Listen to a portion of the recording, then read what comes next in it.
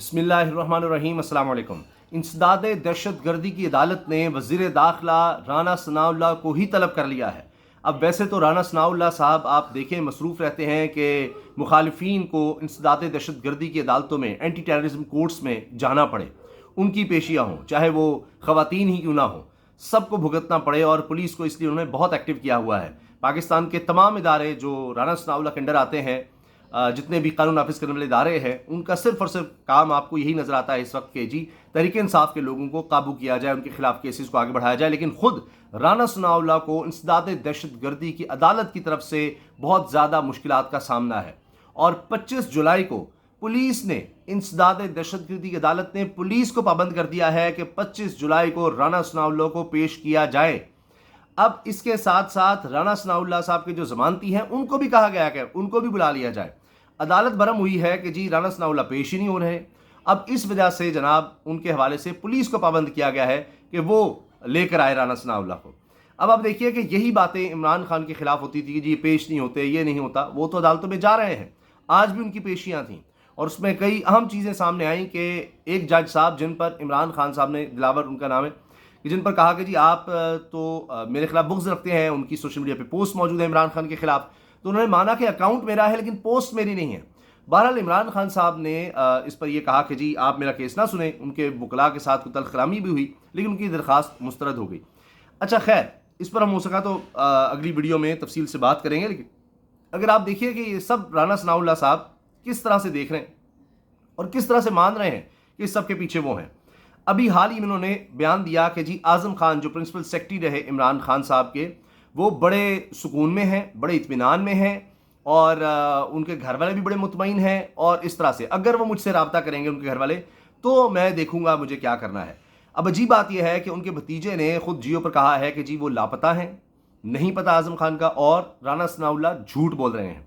رانا ثناء اللہ صاحب کی چونکہ ساری توجہ، وزیر داخلہ کا کام ہوتا ہے ملک میں امن و امان کو دیکھنا، سیکیورٹی کو دیکھنا، تمام ادارے ان کے انڈر آتے ہیں، وزیر داخلہ کے انڈر آتے ہیں۔ اب آپ دیکھیے ایک اور انتہائی اندھوناک افسوسناک واقعہ دہشت گردی کا ہوا ہے پشاور میں، اور 8 لوگ اس میں زخمی ہوئے ہیں۔ ایف سی کے ٹرک کو نشانہ بنایا گیا ہے، اور یہ 7 مہینے کے بعد یہ خودکش حملہ ہوا ہے پشاور میں۔ آپ سوچئے کہ حالات کتنے برے ہوتے چلے جا رہے ہیں، اور جب سے یہ حکومت آئی ہے بد سے بدتر ہو رہے ہیں حالات۔ اسی طرح آپ نے بلوچستان میں دیکھا، لیکن آپ کو رانا ثناء اللہ کہیں نظر نہیں آئیں گے ان سارے معاملات میں، کیونکہ ان کی توجہ کہیں اور ہے، اور یہ کیئر ٹیکر سیٹ اپ جو ہے سارا ان کے کہنے پر چل رہا ہے۔ اب ان کے پاس وقت کم رہ گیا ہے۔ اب خبر یہ ہے کہ اس وقت تمام چینلز یہ خبر دے رہے ہیں کہ جی 8 اگست کو اسمبلیاں تحلیل کرنے پر اتفاق ہو گیا ہے شہباز شریف اور زرداری صاحب کے درمیان، یا نون لیگ اور پیپلز پارٹی کے درمیان۔ اب ظاہر ہے کہ اس میں نواز شریف صاحب بھی شامل ہوں گے، تو اتفاق ہو گیا ہے 8 اگست کو اسمبلیاں تحلیل کر دی جائیں گی۔ اب دوسری طرف یہ بھی کہا جا رہا ہے، یہ بھی خبریں ہیں کہ جی مریم اورنگزیب صاحبہ یا بلاول کے ترجمان اس کو ڈینائی کر رہے ہیں کہ جی ابھی حتمی فیصلہ نہیں ہوا،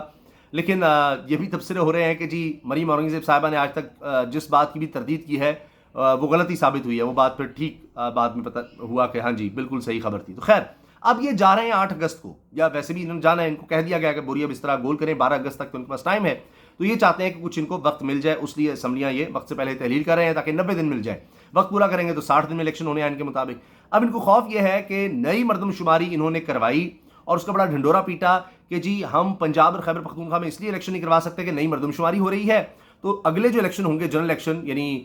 سندھ میں، بلوچستان میں اور قومی اسمبلی میں، تو وہ تو نئی مردم شماری پر ہوں گے، تو ہم یہ کیسے کر سکتے ہیں کہ جی ایک الیکشن جو ہے وہ ہو رہا ہو صوبوں میں اور سینٹر میں نئی مردم شماری پر، اور پنجاب اور خیبر پختونخوا میں پرانی مردم شماری، لہٰذا ہم الیکشن ہی نہیں کرواتے۔ تو انہوں نے اس بہانے سے الیکشن نہیں کروائے تھے، لیکن اب یہی ان کے لیے گلے کی ہڈی بن چکا ہے، ان کے لیے گڑھا بن چکا ہے۔ اب مسئلہ یہ ہے کہ ان کا خیال ہے کہ 9 مئی کے واقعات کے بعد بس بڑا اچھا موقع ہے، جتنی جلدی ہو سکے الیکشن کروا لیں، لیکن ان کو اب ڈر یہ ہے کہ کیئر ٹیکر سیٹ اپ جو ہے جس طرح انہوں نے بہانہ بنایا تھا وہاں بھی بہانہ بنایا جا سکتا ہے، اور الیکشنز کو آگے لے جایا جا سکتا ہے، اور اس میں ان کو لگتا ہے کہ ابھی تو ہمارے پاس بہت زیادہ چانس ہے، لیکن جیسے وقت گزرے گا تو کہیں تحریک انصاف پھر ریوائیو نہ کر جائے۔ اگرچہ وقت پر بھی الیکشن میں اگر ہو جائیں اور فری اینڈ فیئر ہو جائیں تو اس میں بھی تحریک انصاف کا بہت بڑا چانس نظر آ رہا ہے، لیکن ڈیلے میں ان کو زیادہ نقصان نظر آ رہا ہے۔ ابھی ان کو لگتا ہے کہ ہم زیادہ فائدے میں ہیں 9 مئی کے واقعات کی وجہ سے۔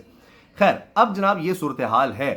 اچھا، اس کے ساتھ ساتھ آپ دیکھیے کہ جب ان کی حکومت جائے گی تو وہ بات تو نہیں رہے گی، اگرچہ کیئر ٹیکر سیٹ اپ ہی ظاہر ہے انہوں نے ہی لانا ہے، لیکن اس کے بعد بھی جب کبھی حکومت آئے گی، ساری عمر تو نہیں کوئی بیٹھا رہتا،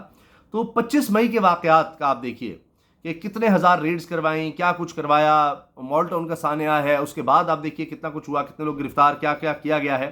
तो ये चीज़ें भी ऐसे नहीं है कि ये अचानक से सारी ख़त्म हो जाएंगी और कभी ना कभी ये सब काम रिवाइव हो सकते हैं। अब राना सनाउल्लाह साहब के लिए मुश्किल ये है कि उनको इस वक्त अब इसका भी जवाब देना है कि आप अब ये जो दहशतगर्दी की लहर में इजाफा हो रहा है, इसमें आप क्या कर रहे हैं, क्या इंतजामात ले रहे हैं, क्या सोच रहे हैं, कोई स्टेटमेंट। क्योंकि जितनी प्रेस कॉन्फ्रेंस, जितने बयानात हैं, वो तो महज सिर्फ और सिर्फ आप तहरीक इंसाफ या तहरीक इंसाफ के चेयरमैन इमरान खान के खिलाफ देखेंगे, इसके अलावा कुछ नहीं। और दूसरी तरफ आप ये देखिए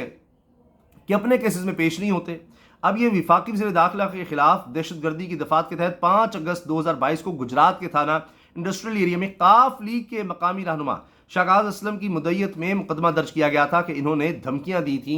चीफ सेक्रेटरी को कि जी हम तुम्हें देख लेंगे, तुम्हारे बच्चों को, और इस तरह से तुमने यहीं रहना है, और इस तरह की बातें की थी उन्होंने। तो यही इनका अंदाज़ है कि अपोजिशन में फिर ये धमकियां और हुकूमत में आकर फिर ये वो काम करते हैं कि जनाब हमारी कोई धाक बैठ जाए, लोग डर जाएँ, खौफजदा हो जाएँ। लेकिन आप जुल्म के ज़रिए, तारीख़ ही बताती है कि आप कुछ वक्त तो गुजार सकते हैं, लेकिन जितना आप जुल्म करेंगे उतना आप ये देखें कि आपके ख़िलाफ़ कहीं ना कहीं कुछ ना कुछ, आप देखिए कि कुदरत का भी एक निज़ाम है कि उसके तहत आपको भी कहीं ना कहीं भुगतना पड़ता है। तो अभी तो ये है कि ये इंसदाद दहशतगर्दी का मामला है, उसकी अदालत का है, और अदालत इसमें बरहम भी है। और इसमें मैं आपको बता दूं कि ज़मानती को भी बुला लिया गया है 25 जुलाई को ही, और ये कहा गया है, पुलिस को पाबंद किया गया है कि जी इनको पेश करें, लेकर आएँ। नोटिस के मतन में पुलिस राना सनाउल्लाह को हर सूरत तलबी के लिए पाबंद करे,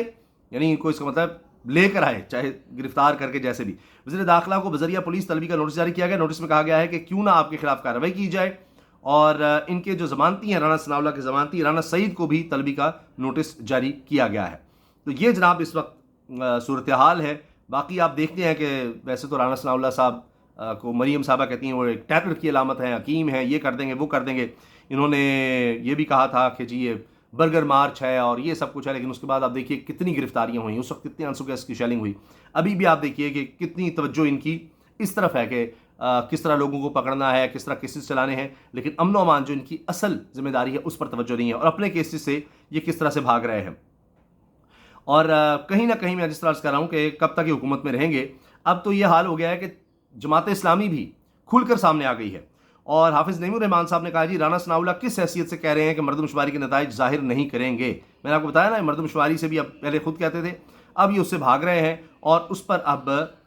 जमात इस्लामी भी मैदान में आ गई है, और वो भी कह रही है कि नहीं जनाब